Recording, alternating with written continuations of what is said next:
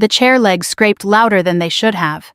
That's what I remember first, not his voice, not the words, but the sound of wood against tile sharp enough to make people look up. My glass was still in my hand when I said it.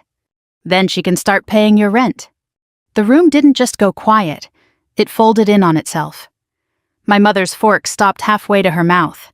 My sister's smile stayed exactly where it was, but her eyes flickered quick, calculating, like she was trying to decide whether this was a joke she could laugh at or a line she shouldn't cross. Rent, my mother said, her voice too light, too careful. What rent? My father blinked once, slow, like a man adjusting to light he hadn't asked for. Dinner had been going the way it always did, predictable in its imbalance. The table was set with the good plates, the ones my mother saved for Sundays, and guests, though tonight we were neither. Roast chicken sat in the center skin, crisp, the smell of rosemary and butter doing its best to soften what we all knew was coming. My sister Claire had arrived 10 minutes late and 10 degrees warmer than the room required. She always did. She carried her presence like it was something she'd earned, not something handed to her at birth. My father stood when she walked in. He didn't do that for anyone else. "There she is," he said, smiling in a way I'd spent most of my life trying to earn and had long since stopped expecting. My star. Claire kissed his cheek, light practiced. "Hi, Dad." I nodded at her. "Hey." She smiled at me, kind enough to be seen as kind, distant enough to stay safe. "Traffic was a mess," she said, sliding into her seat. "But I made it." "You always do," my father replied. I took a sip of water. It tasted like metal. Or maybe that was just the evening settling into its usual shape. We ate. Small talk moved around the table like a careful guest stepping over cracks. My mother asked about the weather, about the neighbors, about things that didn't require opinions. Claire talked about a brunch she'd gone to, a friend's engagement, a new place downtown that served cocktails with names that sounded like apologies. "And you," my father said, finally turning his attention to me, "what are you up to these days?" It wasn't curiosity, it never was, it was setup. "Working," I said, "same as usual." He chuckled. Always so mysterious. He carved another piece of chicken, precise, controlled. "You know Claire just got another promotion." Claire waved a hand. "It's not a big deal." "It is," he said. "She works hard, people notice." I nodded. "That's good." He looked at me. Then really looked, the way you examine something you've already decided doesn't measure up. You could learn something from her. There it was, the line we always crossed.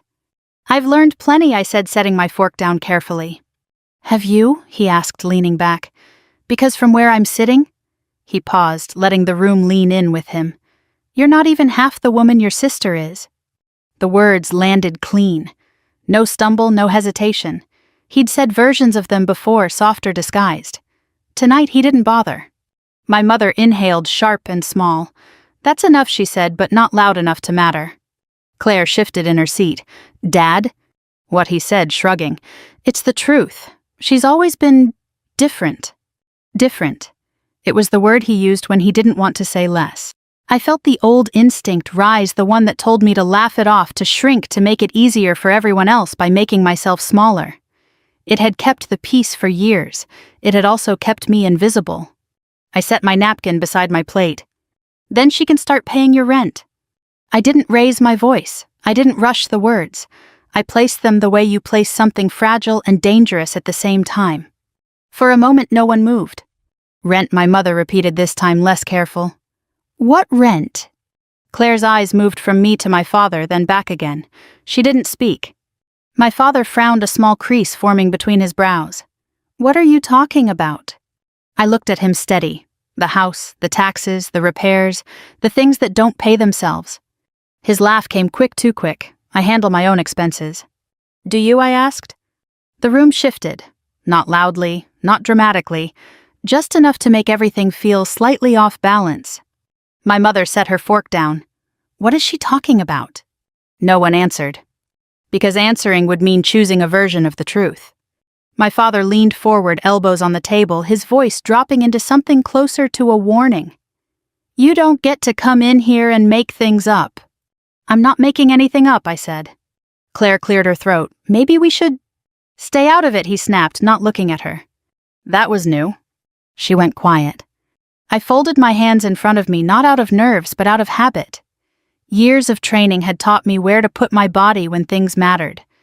Stillness is a kind of control.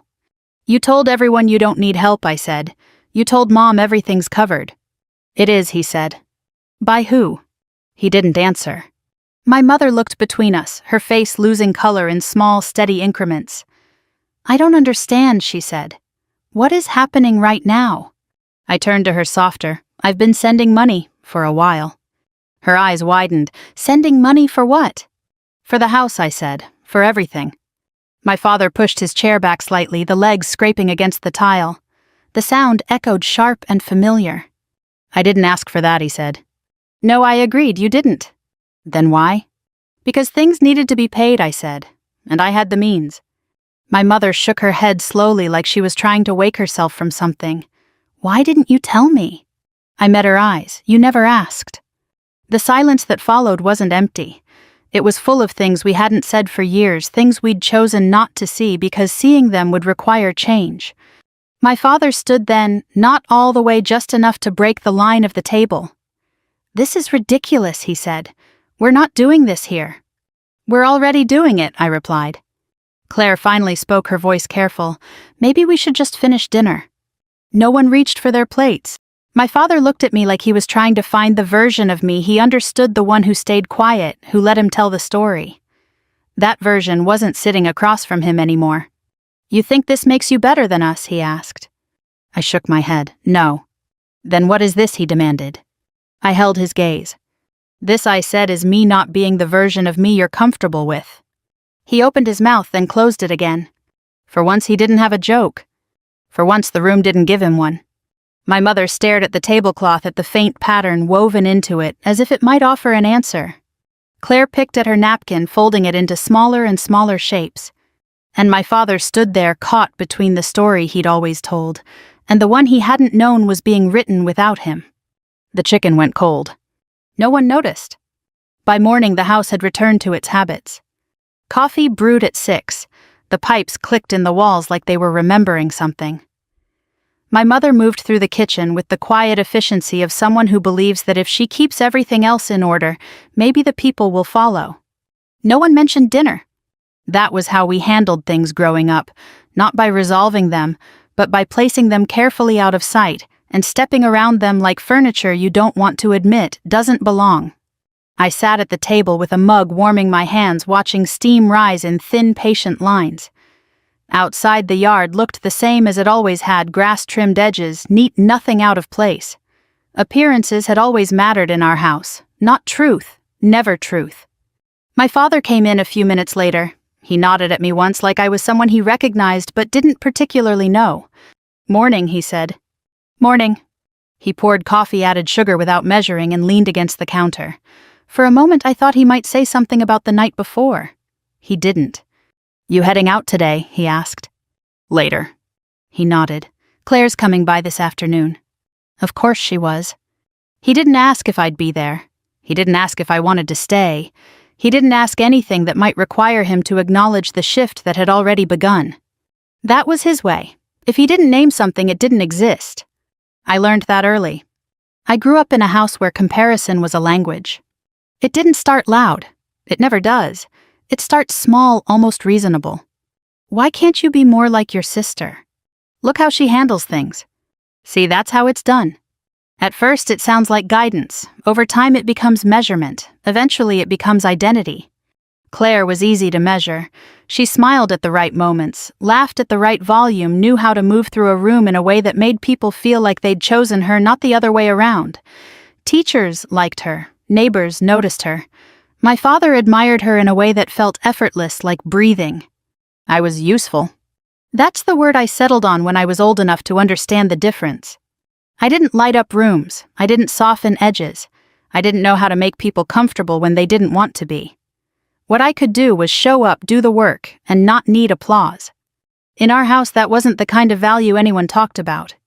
I remember a Sunday afternoon when I was maybe 12. The kind of day where the air feels too still, like something is waiting. We had guests over, neighbors, people from church, the kind who sit on your couch and comment on things they don't have to live with. Claire had just finished telling a story about a school event, something small but told well. Everyone laughed at the right places. My father leaned back in his chair, pride easy in his posture. "That's my girl," he said. Then he looked at me. "And this one," he added, gesturing with his glass, "she'll get there eventually." Laughter, not cruel, not kind either, just enough to land. I smiled because that's what you do when you don't want to make things worse. Later in the kitchen, my mother pressed a dish towel into my hands and said, "He doesn't mean it like that." I nodded. "He just wants you to try harder," she added. I didn't ask harder at what. By high school, I had stopped trying to win a game I wasn't playing. Claire went to dances. I ran track. Not because I loved it, but because running gave me something clean effort and result out. No interpretation, no comparison, just time, distance, breath. I wasn't fast, I wasn't slow, I was consistent. No one cheered for consistent. At dinner, my father would ask Claire about her day first. He always did. By the time he got to me, if he got to me, the conversation had already moved on. "What about you?" he'd say like an afterthought. "Nothing much," I'd reply. It became easier that way. Invisibility isn't always a burden, sometimes it's a strategy. The military wasn't a rebellion. People like to frame it that way, like I joined to prove something, to escape, to become someone else.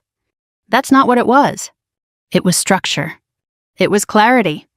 It was a place where the rules were written down and followed, where effort mattered more than charm, where you didn't have to be the version of yourself someone else preferred in order to be considered valuable.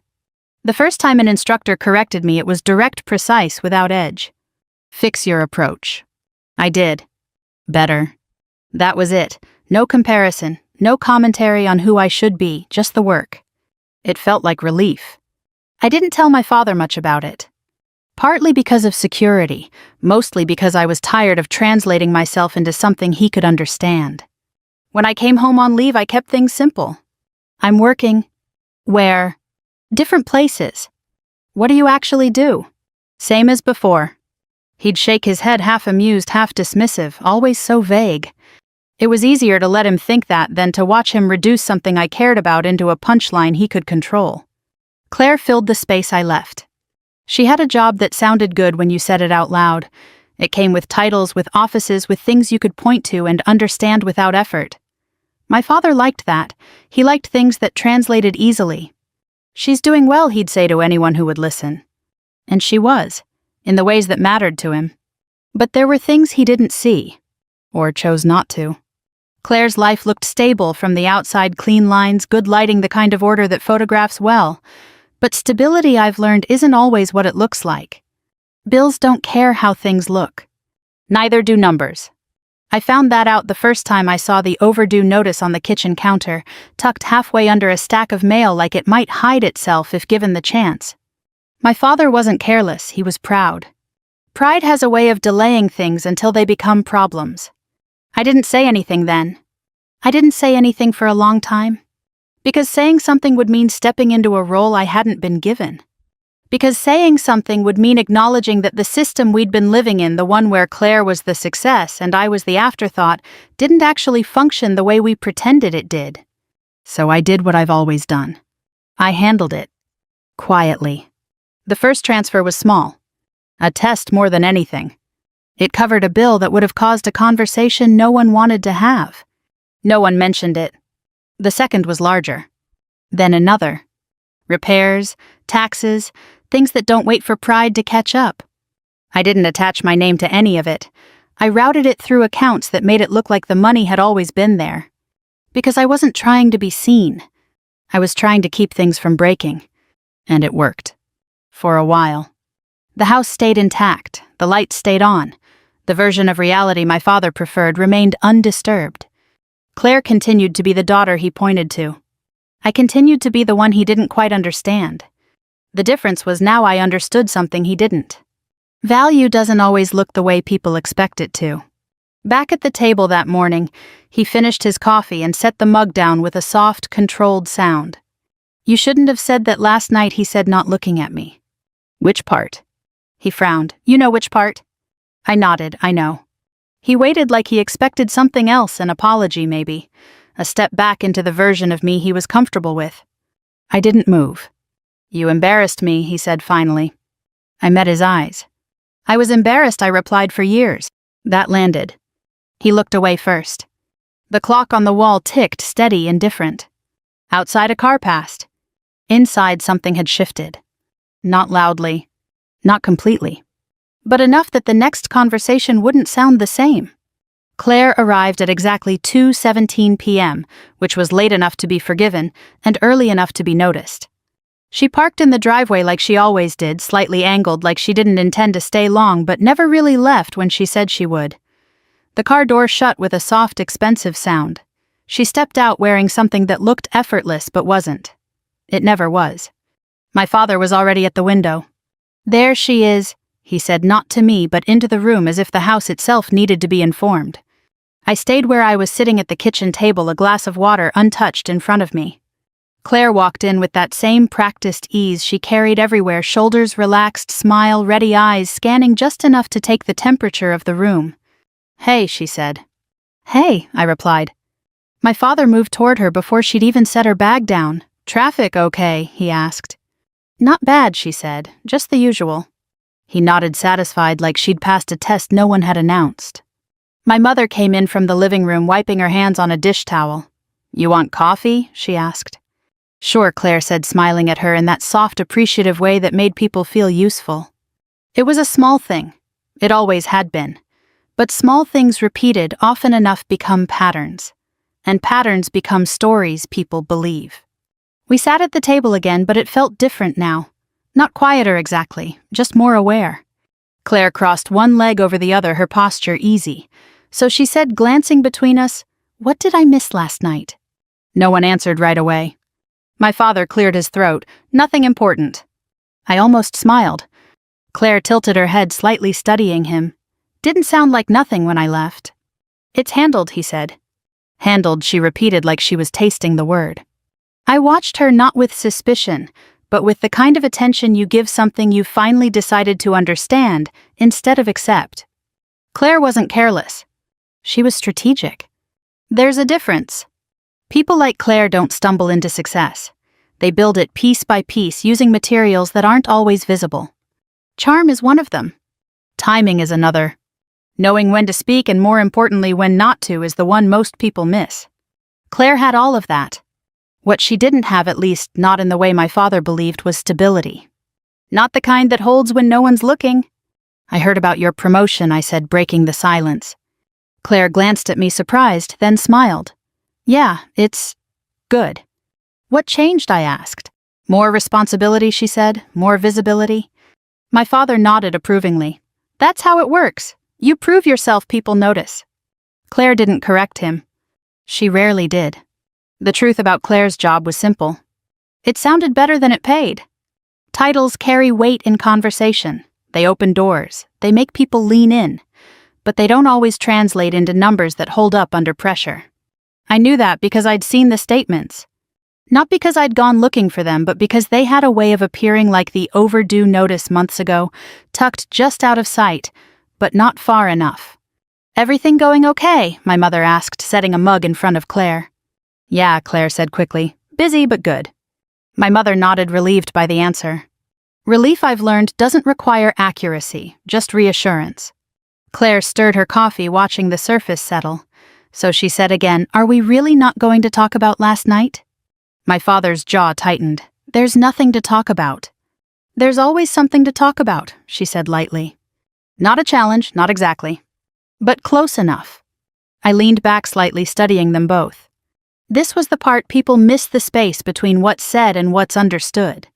Claire knew more than she let on. She had to. You don't move through life the way she did without noticing patterns. And the pattern lately had been simple. Things were being paid. Without explanation. "Did something happen with the house?" she asked finally. My mother looked up. "What do you mean?" Claire shrugged, casual. "I don't know. Repairs maybe. Dad mentioned something a few weeks ago." He hadn't. But it sounded like something he would say. My father shifted in his seat. "It's taken care of." "By who?" Claire asked. There it was again. That question. Simple, direct, uncomfortable. My father didn't answer right away. He didn't look at me. He didn't look at her. He looked at the table like it might offer him something solid to stand on. "I've got it handled," he said finally. Claire nodded slowly like she accepted that answer but didn't fully believe it. She took a sip of coffee, then set the mug down carefully. "You've been saying that a lot lately," she said. He frowned. "What's that supposed to mean?" "Nothing," she said quickly, "just noticing." She glanced at me then just for a second. It wasn't a look of accusation. It was recognition. Claire wasn't blind. She knew her own numbers. She knew what she made, what she spent, what she could and couldn't cover. And she knew whether she admitted it out loud or not that there were gaps. Gaps someone had been quietly filling. "I've helped when I can," she added almost as an afterthought. My father nodded immediately. "I know you have." I watched her. She didn't correct him. Again. There it was. Not a lie. Not exactly. But not the truth either. And that's where most families live, not in lies, but in versions of truth that are easier to hold. I stood up then, not abruptly, just enough to shift the room again. "I'm going out for a bit," I said. My mother looked up. "You'll be back for dinner." "Maybe." My father didn't say anything. Claire did. "Wait," she said, "can we talk?" I paused. Not because I had to. Because I chose to. About what I asked. She hesitated just for a second. Then, about last night. We stepped outside. The air was cooler than I expected, the kind of cool that doesn't last, but still manages to change how things feel. Claire leaned against her car, arms crossed loosely. "You didn't have to do that," she said. "I know." "So why did you—" I considered the question. Because the easy answer would have been anger. The real answer was simpler. "Because I was tired," I said. "Tired of what?" "Being the version of me he prefers," I replied. She looked at me, really looked this time without the usual distance. "He's just like that," she said. "I know." "You could ignore it," she added. "I did," I said, "for a long time." She nodded slowly. "I didn't know," she said then. "About what?" "The money." I believed her. That was the part people wouldn't expect. Claire wasn't the architect of the system. She was just its most visible beneficiary. "I wasn't trying to make you look bad," I said. "I know," she replied. "Were you trying to make him look bad?" she asked. I shook my head. "Number." "Then what?" I met her eyes. "Just accurate." She let that sit. The wind moved through the trees behind us, soft, steady. "You could have told me," she said. "You could have asked," I replied. She smiled faint, almost tired. "That's not how this family works," she said. No, I agreed, it's not. We stood there for a moment longer, not arguing, not agreeing, just existing in a space that felt new because it hadn't been defined yet. Finally, she pushed off the car. "Be careful," she said. "With what?" "With how this goes," she replied. "He doesn't like losing control." I almost laughed. "He never had it," I said. She didn't respond. Because we both knew that wasn't entirely true. He'd had it for years. We'd just stopped noticing. As I walked away, I felt something settle. Not resolution, not yet, but clarity. The story I'd been living in was changing. Not dramatically. Not all at once. But enough that the next part wouldn't follow the same script. I didn't go far. Just down the road past the mailbox that leaned slightly to the left, past the fence my father had promised to fix 3 summers ago, and never did. The kind of walk that gives your body something to do while your mind catches up to what's already been decided. The sky had that late afternoon color, soft, almost forgiving. The kind of light that makes everything look like it belongs where it is. It's misleading. Most things only look settled from a distance. When I came back, the house was quieter. Claire's car was still in the driveway, but the front door was closed. I stepped inside without announcing myself. The air felt different, not tense, not loud, just aware. Voices came from the living room. My mother first. "I don't understand why you didn't tell me." My father's reply came slower. There was nothing to tell.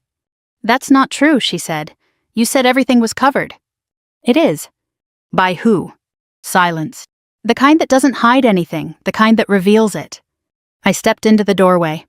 They didn't notice me at first. Claire sat on the edge of the couch, leaning forward, elbows on her knees. My mother stood near the coffee table, hands wrapped around each other like she was holding something fragile that might break if she let go. My father stood by the window looking out, but not seeing anything. I asked you, my mother said again, quieter this time, more than once. And I answered, he replied. You avoided, she corrected. He turned then sharp defensive. I handled it. How, she asked. Another pause. Not long. Just long enough. That's what I thought I said. They all turned. Claire's eyes flicked to me, then back to him. My mother looked relieved and terrified at the same time. My father didn't look surprised. He looked cornered. We're talking, he said. So am I replied. I stepped into the room, slow, deliberate, not to take control, just to stand in it. My mother shook her head slightly. Please, she said, just explain it. I nodded once. Okay. I didn't rush it. Truth doesn't need speed, it needs space. The mortgage is paid, I said, but the taxes aren't always on time. My father exhaled through his nose like he was already tired of hearing it. The roof needed repairs last year, I continued. So did the plumbing and the furnace. My mother's eyes widened. What furnace? The one that stopped working in January, I said. You remember? She nodded slowly. You said it was just a part. It was, I said, an expensive one. She turned to him. Why didn't you tell me? I fixed it, he said. No, I replied, I did. That landed. Not loudly, but completely. My mother sat down. Claire didn't move. My father's jaw tightened, the muscle shifting under the skin like something trying to break through. I didn't ask you to do that, he said. I know, I replied. Then why? Because it needed to be done. That's not your responsibility. No, I agreed, but it became mine when it wasn't being handled. My mother looked between us, her expression searching for something stable. How long, she asked. I hesitated. Not because I didn't know. Because saying it out loud would change everything in a way that couldn't be undone. A few years, I said. Her breath caught. A few years? I nodded. Claire leaned back slowly, her posture changing, something in it, loosening like a piece of a puzzle she hadn't realized was missing had just clicked into place. You've been covering everything, she asked. Not everything, I said, just enough. She let out a small laugh, not amused, just surprised. And he just let that happen. My father turned to her, anger rising now easier than whatever else he might have felt. I didn't let anything happen, he said. I handled my own house. Claire raised an eyebrow. Did you? That was the moment. Not the reveal. The shift. The room had already moved. Now it was settling into a new arrangement. My father looked at me again, searching for something, weakness maybe, or a way to reframe what had just been said into something he could manage. You're making this sound like I can't take care of my own family, he said. I met his gaze. I'm making it sound like what happened, I replied. That's not the same thing. It is, I said. He took a step forward. You don't get to come in here and rewrite everything he said. I'm not rewriting, I answered. I'm clarifying. For who, he demanded. For anyone who's been listening to the wrong version? Silence again. But different now. Less heavy. More precise. My mother pressed her hands to her face, then lowered them slowly. All this time, she said, you let me think we were fine. We are fine, he insisted. Because of her, Claire said. He didn't respond. Claire stood up. That's why you didn't want to talk about it, she said, more to herself than anyone else.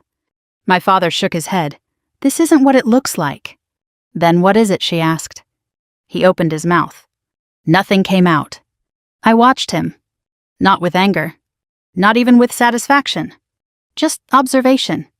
For years, he'd controlled the narrative not through lies, but through confidence, the kind that makes people stop questioning. Now that confidence had a crack in it. Not big, but enough. I wasn't trying to expose you, I said. He looked at me sharply. Then what were you doing? I considered that. Because the answer mattered. Not for him. For me. I was correcting something I said finally. What he asked. The idea that I don't contribute, I replied. He scoffed. This isn't about contribution. No, I said, it's about perception.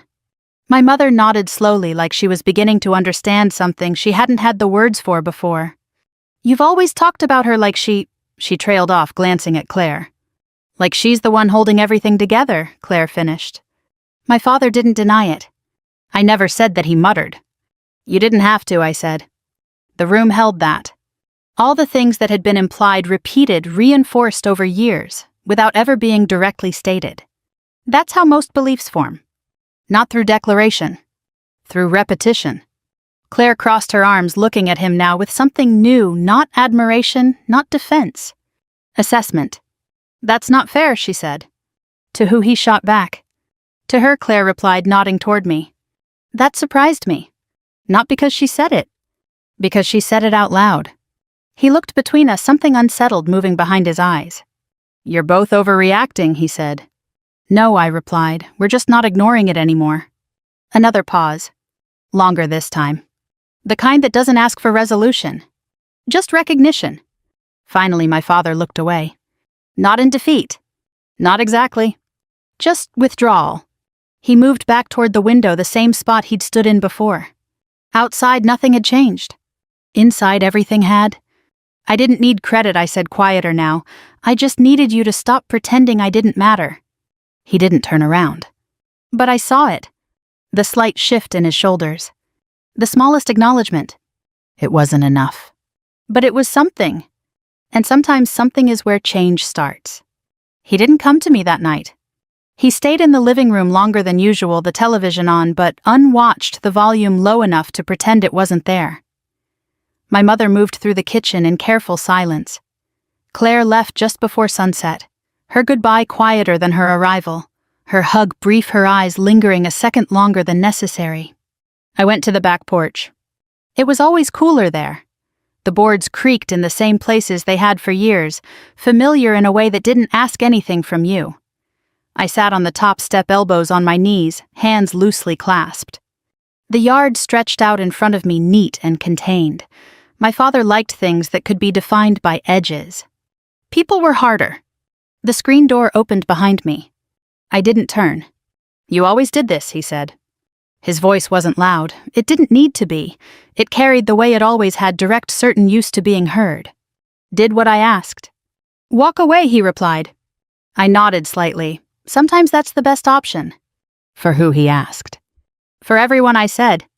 He stepped out onto the porch. The door clicked shut behind him, soft but final. He stood there for a moment like he wasn't sure where to put himself in a space that didn't come with instructions. Then he sat down on the step beside me. Not too close. Not far either. You made me look like I don't know what I'm doing, he said. There it was. Not concern. Not curiosity. Image. I didn't make you look like anything, I replied. I said what was true. Not everything that's true needs to be said, he shot back. I let that sit. Because he wasn't wrong. He just wasn't complete. You're right, I said after a moment, but some things need to stop being ignored. He exhaled sharply, rubbing his hands together like he was trying to generate friction where there wasn't any. You could have talked to me, he said. I have, I replied. When he asked, turning toward me, I met his eyes. Every time you compared me to Claire, I said. Every time you dismissed what I do. Every time you made me smaller so she could look bigger. He frowned. That's not what I was doing. That's what happened, I said. He looked away, jaw tight. I was trying to motivate you, he muttered. I almost smiled. That's what you call it, I asked. What would you call it, he challenged. I thought about that. Not quickly. Carefully. I'd call it choosing one version of your daughter, I said, and ignoring the other. He shook his head. That's not fair. No, I agreed, it's not. Silence settled between us again, but this time it didn't feel like avoidance. It felt like space. The kind that lets something real exist, even if it's uncomfortable. You've always been difficult, he said after a while. I nodded. I know. You don't make things easy, he added. I'm not supposed to, I replied. I'm supposed to be honest. He huffed out a breath somewhere between frustration and something he didn't have a word for. That's not how the world works, he said. It is where I work, I answered. That caught him. He glanced at me just briefly. You think you're better than this place, he asked. No, I said. I just don't let it define me. He leaned forward, elbows on his knees, now mirroring my posture without realizing it. So what happens now, he asked. The question wasn't about logistics. It was about control. About whether he still had it. We decide how this works, I said. We, he repeated. Yes. He scoffed. Since when is this a negotiation? Since I stopped being a kid, I replied, "That landed. Not with force. With weight." "You're still my daughter," he said. "I know," I answered, "and you're still my father." "Then act like it," he said. I turned to him fully now. "I am," I said. "I'm just not acting like the version you're used to." He stared at me, trying to reconcile something that didn't fit into the framework he'd built over years. "What do you want?" he asked finally. There it was. The question that mattered. I didn't rush the answer. Because this wasn't about reacting. It was about defining. "I want you to stop," I said. "Stop what?" he asked. "Stop turning me into a comparison," I replied. "Stop using me to highlight someone else. Stop pretending I don't contribute just because I don't do it your way." He frowned. "I never said you don't contribute." "You didn't have to," I said. "You made it clear." He opened his mouth, then paused. For the first time, he seemed to consider that possibility. "Not fully, but enough." "And if I don't?" he asked. The question wasn't a threat. It was a test. I held his gaze. "Then I won't be here as much," I said. He blinked. "What does that mean?" "It means I won't put myself in situations where I'm disrespected," I replied, "even if it's family." That hit harder than anything else. Not because it was loud. Because it was final. "You'd really do that?" he asked. "Yes," I said. No hesitation. No apology. Just truth. He leaned back, processing. "You've changed," he said. I shook my head. "No," I replied. "You're just seeing me clearly now." Another silence. But this one felt different. Less defensive. More uncertain. "I didn't know," he said after a while. "About what?" "About the money, about everything." I believed that. Not because he couldn't have known. Because he hadn't been looking. "You didn't ask," I said. He nodded slowly. "That seems to be a pattern," he admitted. I let that settle. Because acknowledgement, even small, matters. "So what do I do?" he asked. It wasn't a demand. It was something else. I considered him. Really looked. Not as the man who'd shaped my childhood, but as the one sitting next to me now. "You listen," I said. He nodded. And he prompted. "You stop making jokes at my expense," I continued. "You stop comparing. And when you don't understand something about me." "I ask," he finished. "Yes," I said. He let out a breath, long and slow. "That's going to take some getting used to," he admitted. "I know," I said. We sat there for a while after that. No resolution. No dramatic shift. Just two people adjusting to a new version of something that had been the same for too long. Before he stood up, he said one more thing. "You didn't have to pay for all that." "I know," I replied. "Then why did you—" I looked out at the yard. At the fence. At the house. "Because things matter," I said. He nodded. Not fully understanding. But not dismissing it either. And for the first time in a long time, that felt like enough to start with. Change doesn't arrive all at once. It doesn't knock. It doesn't announce itself. It settles in quietly in the spaces where old habits used to live and waits to see if anyone notices. The next morning, the house sounded different. Not quieter, just less certain. My father still woke early. Coffee still brewed at 6. The radio still played low in the background, the same station he'd listened to for years. But something in the rhythm had shifted, like a song played just slightly off-tempo. He didn't say much at breakfast. That wasn't new. What was new was what he didn't say. My mother set a plate in front of him. "Eggs?" she asked. He nodded, "Thanks." He didn't look at me right away. When he did, it wasn't with the usual quick assessment, the silent comparison. It was neutral. "Morning," he said. "Morning." That was it. No commentary, no setup. Just a word.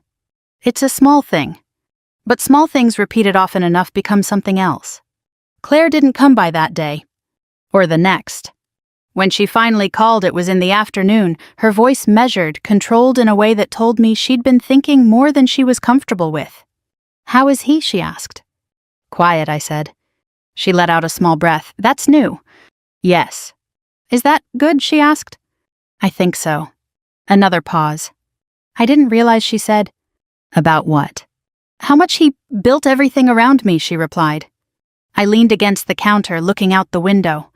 "He didn't build it around you," I said. "He built it around what he understood." And that was me, she said. Yes. She didn't argue. I never asked him to do that, she added. I know.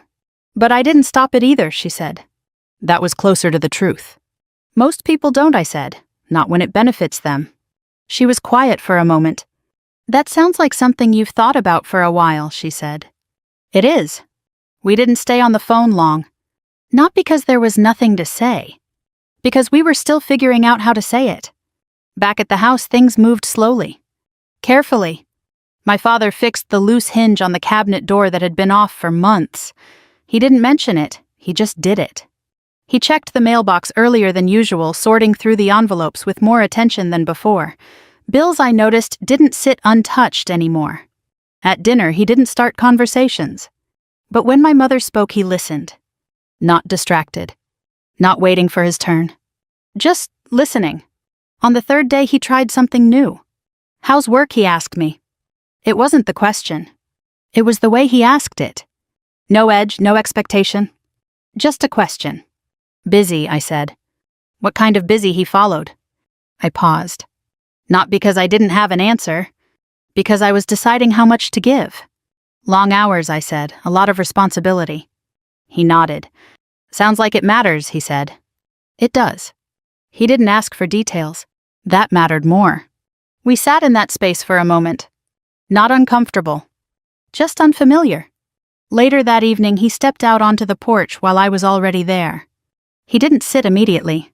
He stood looking out at the yard hands in his pockets. I've been thinking, he said. That's usually dangerous, I replied. He gave a small smile. Not the kind he used at the dinner table. Something quieter. Yeah, he said, I guess it is. He sat down beside me. Same distance as before. Measured. I didn't realize how often he stopped searching. Compared, I offered. He nodded. Yeah. I waited. Because this part matters. Not interrupting. Not filling the silence. Letting people arrive at their own conclusions. I thought I was helping, he said. I know, I replied. But I wasn't, he added. No, I said. He nodded slowly, absorbing that without argument. That's a hard thing to admit, he said. It is, I agreed. He leaned forward, elbows on his knees again. I've been mean, he said. Not loud. Not dramatic. Just stated. I looked at him. You've been afraid, I said. He frowned slightly. Afraid of what? Of not knowing how to connect without control, I replied. He let out a breath. That sounds about right, he admitted. We sat there for a while. The air had cooled again, the kind that settles into your skin without asking. I don't know how to fix it, he said after a while. You don't fix it, I said. Then what do I do? You change how you act, I replied, consistently. He nodded. That sounds like work, he said. It is. He was quiet again. Then, I talked to Claire, he said. I glanced at him. About what? About how I've been treating both of you, he replied. And, he shrugged slightly. She said I made it easy for her. That's honest, I said. Yeah, he agreed. Another pause. But not empty. I don't want to be that guy, he said. What guy, I asked. The one who only sees what's easy to see, he replied. I nodded. That's a good place to start, I said. The next few days continued like that. No big conversations. No dramatic apologies. Just adjustments. At the grocery store, he introduced me to someone from his old job. This is my daughter, he said. He stopped there. No comparison. No qualification. Just a statement. The man nodded. Nice to meet you. You too, I said. My father didn't add anything else. That was new. At dinner one night, Claire came back. She sat down, looked between us, and said, This feels different. It is, my father said. She nodded. No one explained. No one needed to. Halfway through the meal, he started to say something, one of his old patterns. I could hear it in the first few words. Claire's always been... He stopped. Mid-sentence. He cleared his throat.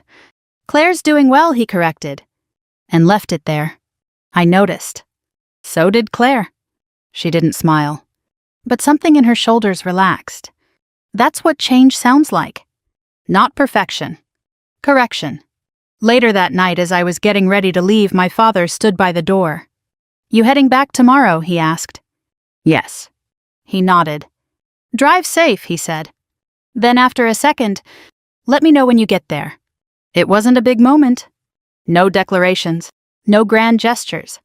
Just care. Unpracticed. Real. I nodded. I will. As I stepped outside the porch, light flicked on behind me. Not because it had to. Because he turned it on. And for the first time in a long time, I didn't feel like I was leaving something unfinished. By late summer, the heat had softened into something more forgiving. The kind of weather that lets you stay outside a little longer than you planned. The kind that makes people linger in conversations instead of rushing through them. The town looked the same, but it moved differently, less sharp, less performative.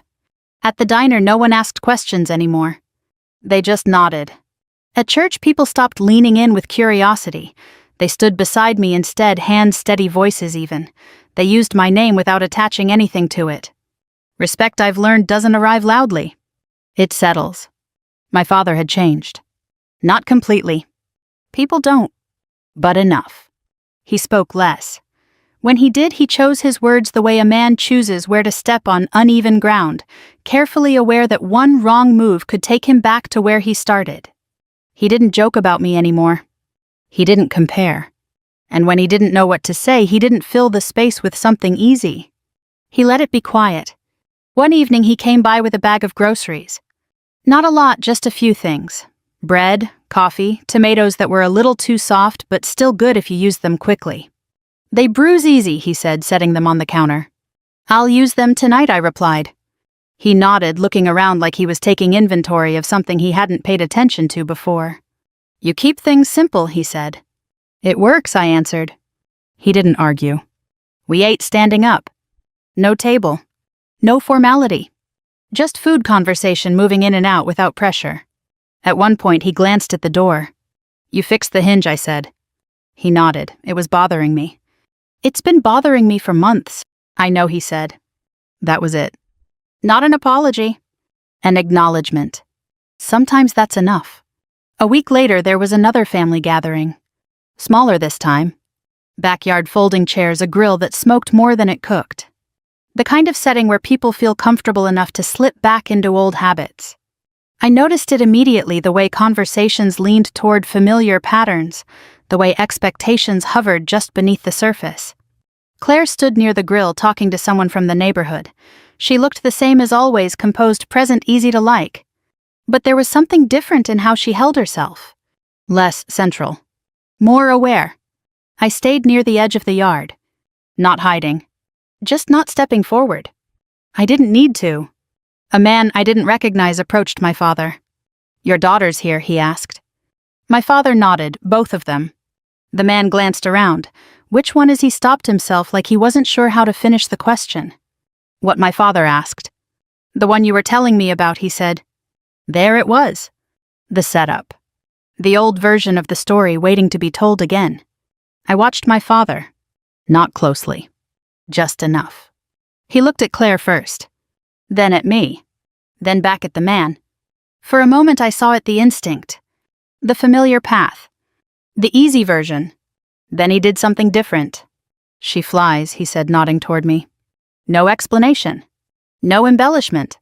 No comparison. The man raised his eyebrows slightly.